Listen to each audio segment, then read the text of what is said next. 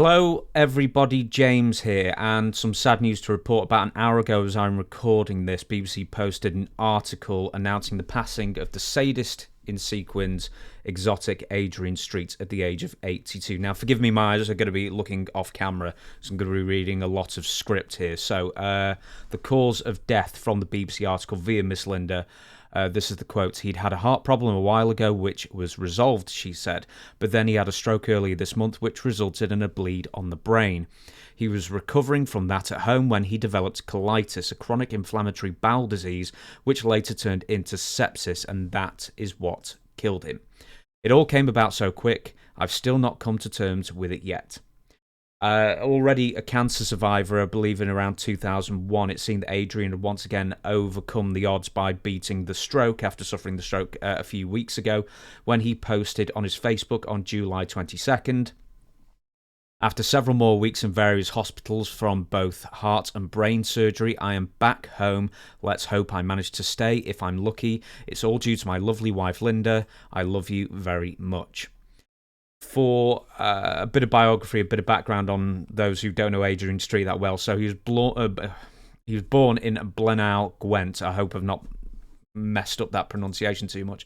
In South Wales in 1940, Adrian was cut out for a life down to pit mining for coal, one of the most miserable and backbreaking and life-shortening careers there ever was. Before taking matters into his own hands, he escaped to London to sort of like Dick Whittington before him to make his fortune, and got into pro wrestling and bodybuilding when he was still just a young lad.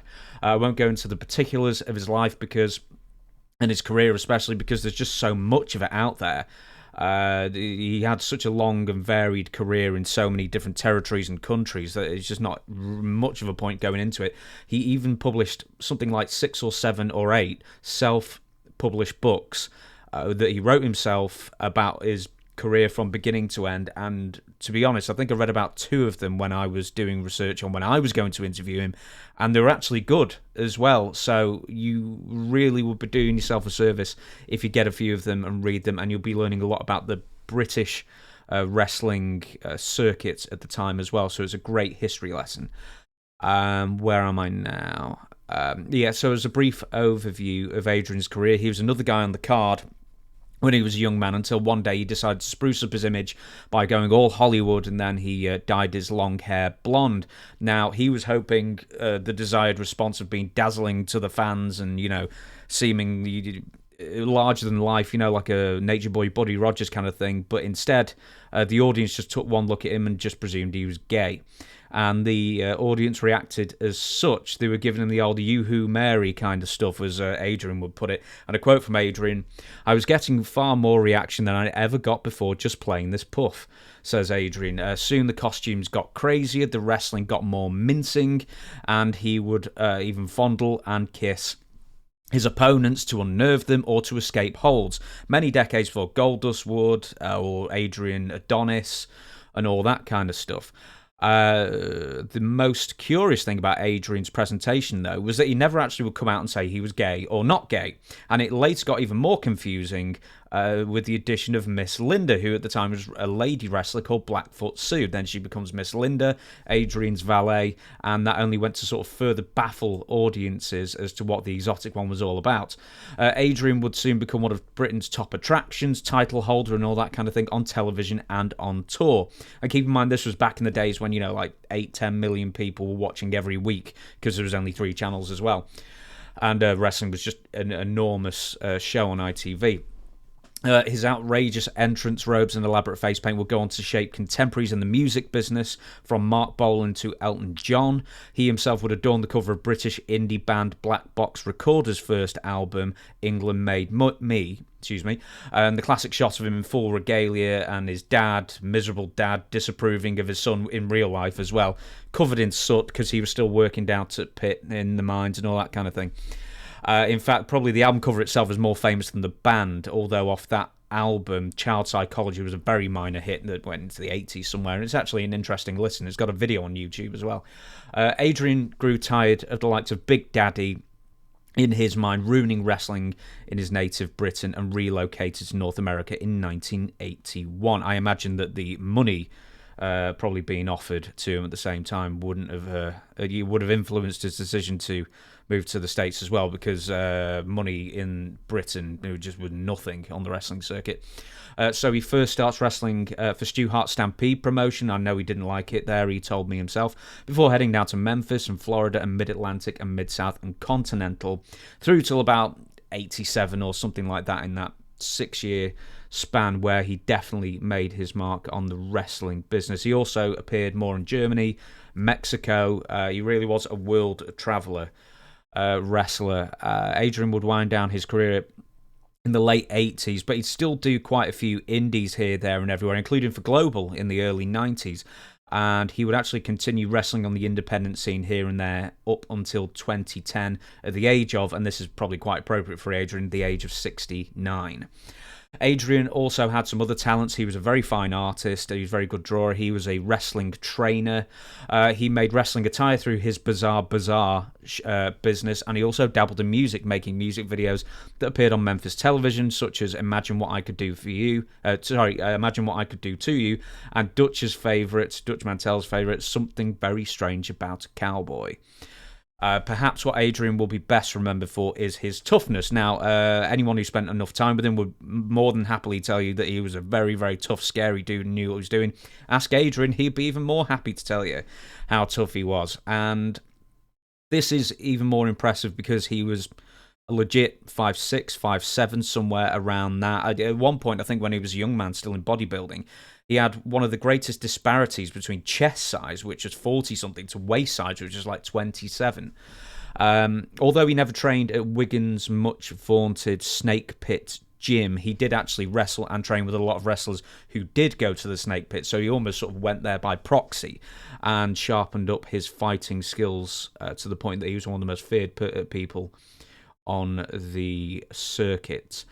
And he probably used his legitimate toughness to its greatest effect when he once wrestled at one point beloved celebrity DJ and now reviled paedophile and sort of like enemy to mankind, who was long since dead, thankfully, Jimmy Savile. Jimmy Savile at the time was doing something like, 100 matches? Maybe something around that, maybe 50 odd to 100, I don't know. Matches where he would do singles matches against other wrestlers, and basically these bigger name wrestlers would throw matches for him, and it'd all be a big silly thing, a big farce basically to get Jimmy over, because he was at the time one of the biggest celebrities in Britain, so you'd actually bring in the punters and sell a lot of tickets. And Adrian didn't like old Jimmy Savile turning up and making a mockery of the wrestling business, so he really, really beat him up, tore his platinum blonde hair out of his head, pile drove him on his head, and sent Jimmy packing, and Jimmy never ever stepped foot in a wrestling ring again. Settling down for many years in Florida, Adrian and Miss Linda spent the final years back home in Wales. Up until the end, Adrian was a fitness fanatic and was in better shape than men about a third of his age, including me, and most likely including you watching this as well. I had the pleasure of interviewing Adrian on the 22nd of February 2022 for 2 hours. My only regrets are that I didn't interview him longer, and also that I didn't get him like a better camera, or actually go down there physically, because he was like a few hours drive away. I should have asked just to go physically and then provide a better microphone and everything. It would have been great to meet him in person. There were so many questions left out, like in that blue Billy bookcase thing behind me. I've got all my old scripts that I keep, and more now than back then. But back then I'd written out 4 pages of stuff to ask him, and I didn't even get to half of it. So there was always a part 2, a part 3, and everything else that sadly we'll never ever get to now, and that'll be a giant regret on my part. I don't know if I left this in the full interview or not, but back in maybe the 70s, when he was still wrestling in Britain, he made his money.